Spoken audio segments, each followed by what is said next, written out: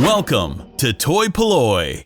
Hello and welcome to another video from toy-polloi, and in today's video we're going to be doing a little bit of customizing on the vintage Kenner 14-inch Darth Vader doll. Now this is one of my favourite of the larger dolls that Kenner produced, and I think it's almost perfect, but there is one area that I always thought it was lacking, and that is in the sort of the skirt section of Darth Vader.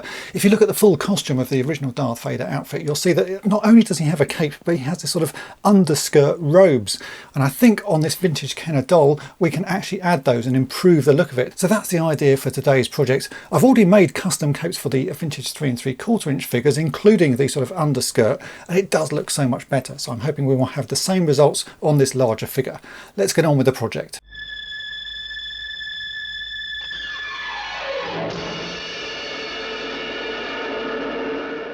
So here we have the larger 14-inch Darth Vader doll from Kenner, released back in the 70s.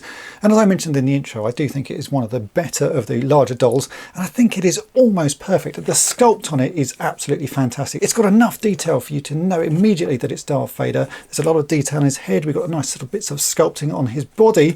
And you can even see they have started to sculpt in these sort of under robes on the top section of Darth Vader. But as it gets to the sort of pelvis area, that stops. On the original costume, this would have carried on as a fabric skirt that comes down to sort of half a boot length. But you can see here, because of the way they've had to sort of sculpt this for the legs to work, they have stopped. And I reckon what we can do is make a sort of fabric part that continues this piece on down. So we get the strips of fabric either side. I call it a skirt, but it is a sort of under robes type thing. So it actually goes right over his shoulders and sort of hangs down. So it is a little bit like a tunic, but in this instance, I'm going to be calling it a skirt. Now on these figures, in fact on all of the Darth Vaders that I have made the capes because I've yet to find an original cape.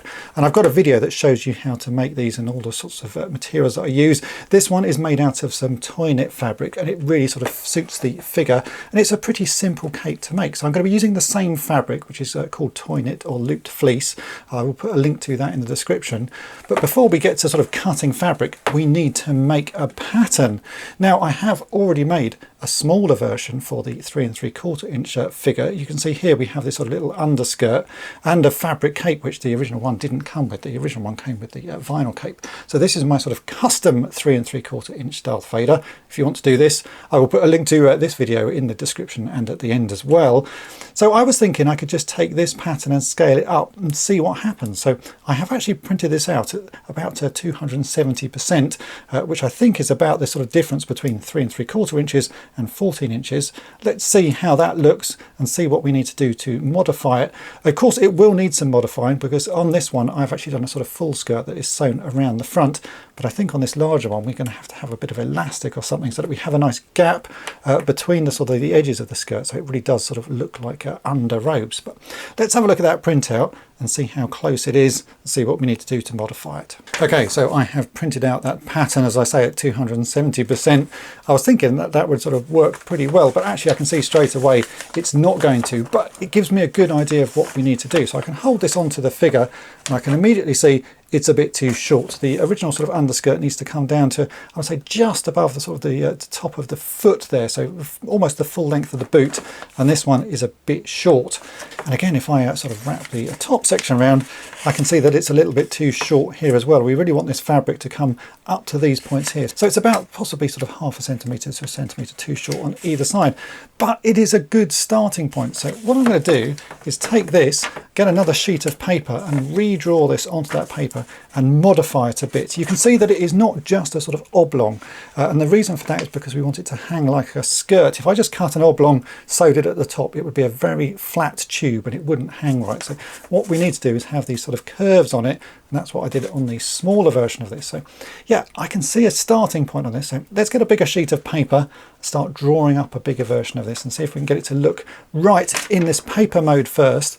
And if that works, I will then get some fabric out. Sewing wise, I want to keep sewing to a minimum. The original cape has a lot of sewing all around the edges, so every edge is hemmed. But I think on this we can probably get away with not doing hemming on everything. Possibly we just need to sort of fold over the top and hem that, so we've got something stronger to attach a piece of elastic to. But the rest of it, I think I can probably get away with really minimal sewing, which would be ideal. So yeah, let's draw up a new plan and see what happens.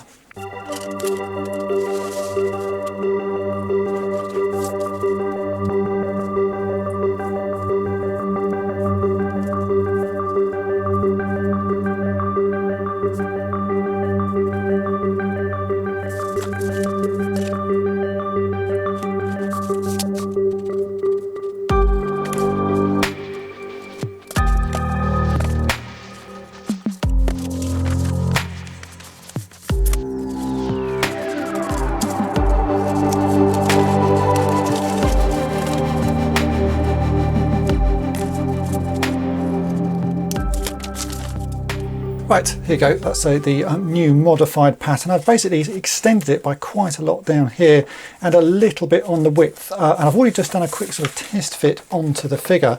I think the length is much better. This is now going to hang down just above the boot, so I think that's going to look pretty good.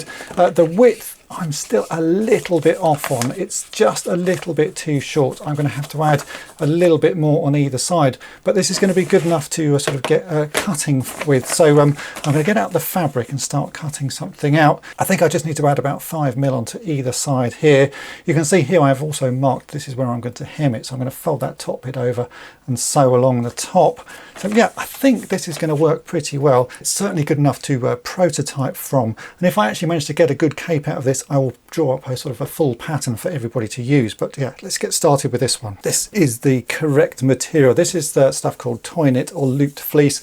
You can buy it off AliExpress. I will put a link to where I get it from, and it is just so close to the original sort of material that they used in Empire and Jedi sort of wave of the Star Wars figures. It's got that sort of feel to it, and it's going to be perfect for making this underskirt. So my plan is I'm going to pin this onto this material and cut it out with just a few minor modifications, as I mentioned. So I'm going to make it slightly wider, and then I think that will be good enough to get going with.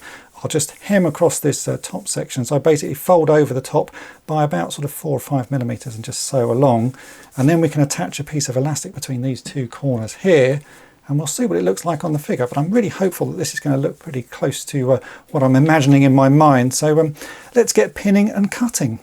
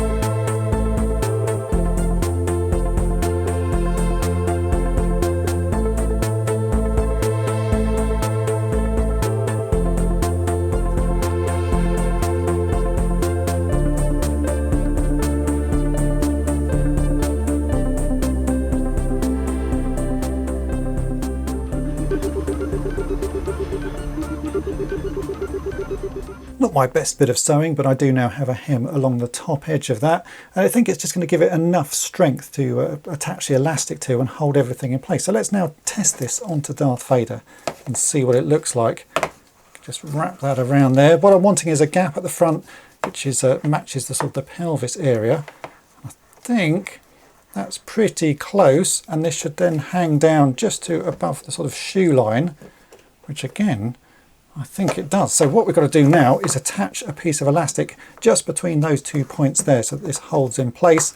I'm not quite sure what sort of elastic to use because I don't really want it to be that obvious. We want it to sort of tuck into basically the line of the sculpt there that goes over his sort of pelvic plates. So I've got here my bag of various bits of elastic. So this is elastic that I've used on other projects, and actually I can see right at the top I have this sort of thinnish elastic which looks like it's about sort of 2mm flat elastic, and I reckon a piece of that sewn in just along the top will make it a bit short so it's got a bit of tension to it, and you won't be able to see that at all. That will just hide into that sort of little crevice there. So let's attach a piece of this. I've got to untangle it first, but yeah, a small piece of this sewn on either side.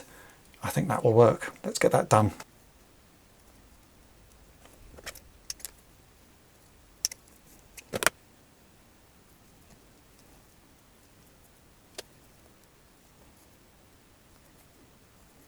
As you can see, I've now sewn that bit of elastic in. I've got about a centimetre's worth just between the two ends. I don't think you need more than that because obviously it's going to be stretched a bit to sort of pull it in tight. You just need enough to get it over the feet. So hopefully there is enough there, and I can actually just hook this over the feet like so, and then we can pull that up. I think there's going to be a little bit more awkwardness around the back just to get it hooked over that. And then it should hopefully hook just around his waist. And yeah, that doesn't look bad at all. That's the right length, and we've got quite a nice sort of hang to it, or drape. It's sort of certainly hanging down his legs. I think that is going to look pretty good. So let's put his main cape on as well. This is a slightly modified main cape. The original capes came with a cord that you sort of tied with a bow. I've updated this one with a piece of elastic, so I've just got this thin bit of elastic there, which makes it much easier to put on the toy, and it also means you don't have the sort of the bulky knot or bow on the front part of Darth Vader, which always looks a bit odd. I have been thinking of actually replacing that just with a piece of sort of silver chain to make it even more accurate to the sort of screen worn costume. But immediately that is looking really cool. Let me rearrange my camera and we'll take a look at it so sort of all posed up. Now that I've put this skirt on, it's not looking too bad. I can see that it really is going to work, but there are a few issues that I'd like to fix before I'm going to say this is final. You can actually see that the skirt is slightly longer than the cape. If I turn this round, you can see it hangs out the bottom. And the reason that that is happening is that the cape that comes with this toy is actually quite short. I've been sort of modelling my underskirt off of the original sort of outfit that was worn in the movies, and that has a much longer cape. So what I'm going to do is I'm going to shorten my skirt by a little bit, probably about 5mm, just so it doesn't hang down underneath the cape. And I'm also going to hem everything. I've realised that now that I've done this, the hem at the top works really nicely, but the fact that I haven't hemmed these edges or the bottom edge just means it sits a little bit strangely. So that's actually going to help me, because that will shorten the skirt quite a bit, and also add a little bit of thickness to this front edge, because you can see it's sort of bowing out a bit. So I think it's almost there, but we're going to do a few more modifications. So I'm going to take this off Darth Vader. I'll remove my bit of elastic that I've just added, and I'm going to hem all the way around, and hopefully that will give me the cape and underskirt that I'm sort of looking for. But even in this state, I'm really happy with how it's looking. It does add quite a lot of sort of interest to the overall look of this figure. So let's make all of these modifications and see what it looks like then.